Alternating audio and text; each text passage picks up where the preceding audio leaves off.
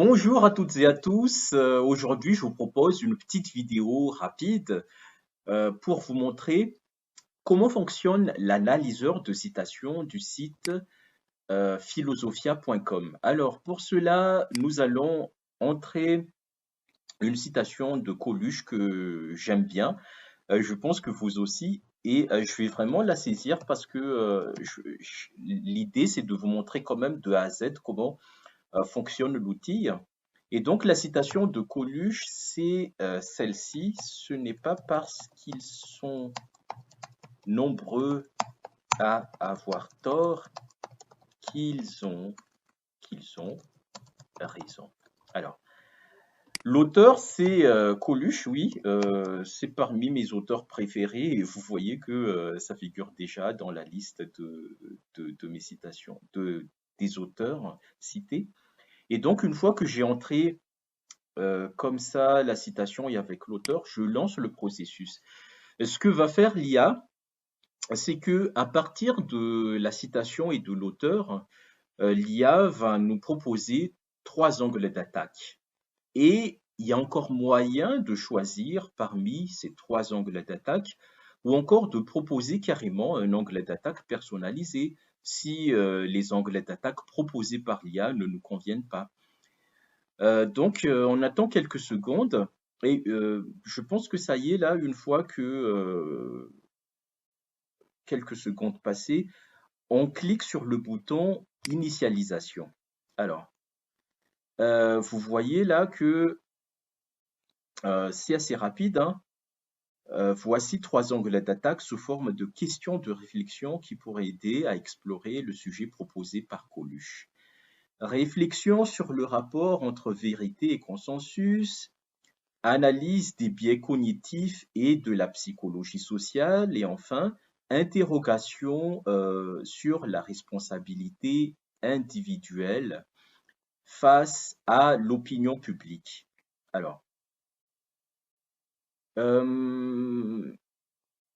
on peut choisir les trois, on peut choisir 1 sur 3, on peut choisir 2 sur 3, ou si vous le souhaitez, hein, vous pouvez vraiment entrer un angle d'attaque personnalisé qui n'a rien à voir avec ce qui est écrit, ce qui est proposé par l'IA.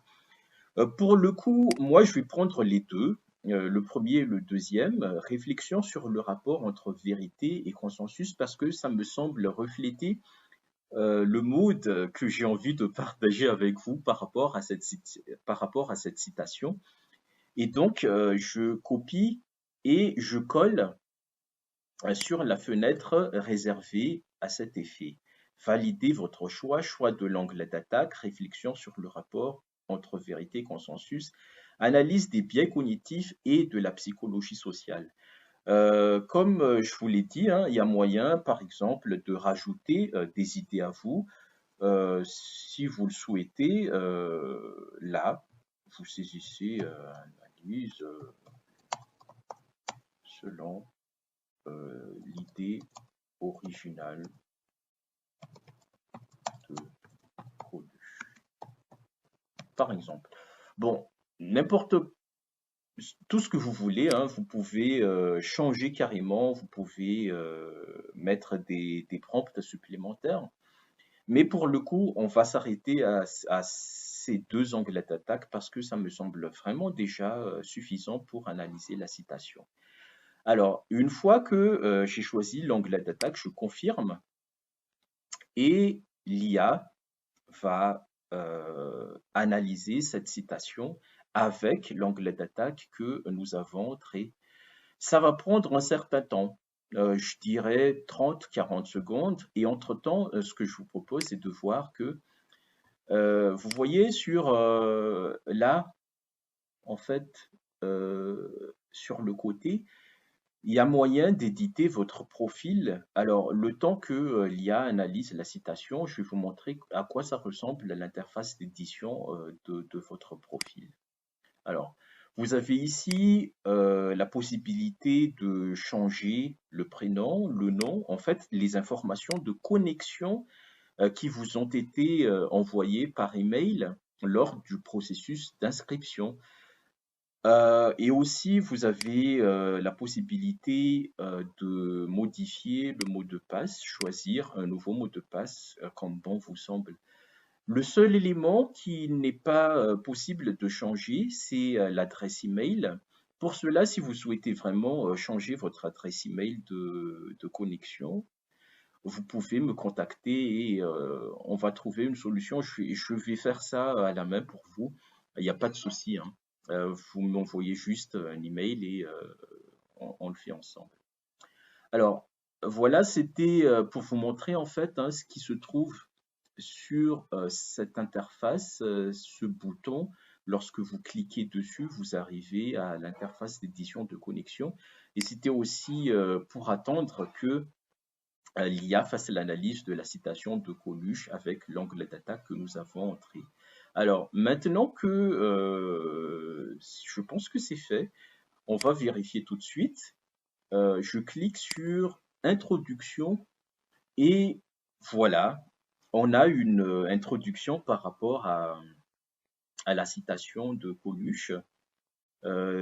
Donc, notre première tâche consistera à interroger les fondements même de la vérité à travers le prisme du consensus. Qu'entendons-nous par vérité? Dans quelle mesure celle-ci est affectée par les croyances collectives? C'est exactement le type d'analyse que je voulais en fait, hein. On clique ensuite sur partie 1, le temps que l'IA analyse ça, voilà. Et donc, vous voyez qu'il y a une articulation logique hein, entre l'introduction et chacune des parties.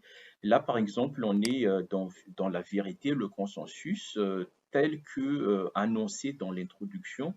Et donc, voilà, vous avez une analyse carrément complète, hein. Là, par exemple, quand on croyait que la Terre était au centre de l'univers, voilà, l'IA propose même des exemples de cas d'analyse pour vous montrer hein, que c'est quand même un outil très puissant. Donc, que nous réserve la partie 2? On clique sur la partie 2 et la partie 2 nous fait une partie rédactionnelle sur les biais cognitifs et la psychologie sociale. Donc, vous voyez, hein, c'est toujours articulé entre la première et la deuxième partie. La première, c'était vérité et consensus. Et là, l'introduction de la partie 2 montre clairement dans notre exploration du lien entre vérité et consensus. Et voilà. On a aussi une partie 3. Je clique sur partie 3 pour révéler la partie 3. Exemple historique de vérité contestée. Donc, on revient hein, à des figures comme Galilée ou Copernic. Et voilà, Charles Darwin aussi, l'émergence d'innovateurs, comment ça fonctionne, et à l'heure contemporaine aussi, les nouvelles technologies de communication qui transforment encore la dynamique de la vérité avec une circulation rapide des idées, donc une plus grande influence aussi face à l'opinion publique et la propagation de fausses vérités. Voilà, tout ça, vous voyez que c'est quand même des sujets très actuels et qui peuvent être analysés avec l'aide de l'outil IA que je vous montre ici. Alors, une dernière chose, c'est la conclusion. Je clique sur conclusion et voilà, on a la dernière partie donc qui conclut la réflexion, la relation complexe entre vérité et consensus, la psychologie sociale par rapport à notre rapport à la vérité, les biais cognitifs et voilà, donc nous avons la totale quoi. À peu près un article analysé par l'IA comme ça fait entre 1500 et 2000 mots en tout. Donc voilà, vous voyez là la puissance de l'outil, hein, c'est bon. Je pense que vous allez pouvoir tester, vous allez voir par vous-même vraiment l'utilité et la pertinence de l'analyse faite par l'IA. Voilà, c'était tout ce que je voulais vous montrer aujourd'hui dans le cadre de cette petite démonstration. Pour pouvoir accéder à cet outil, hein, je vous invite vraiment à vous inscrire. Le prix est indiqué sur la page d'inscription et la page de présentation de l'outil. Donc voilà, la balle est dans votre camp et j'espère vous retrouver de l'autre côté pour faire des analyses ensemble avec l'aide de l'IA. Merci, au revoir.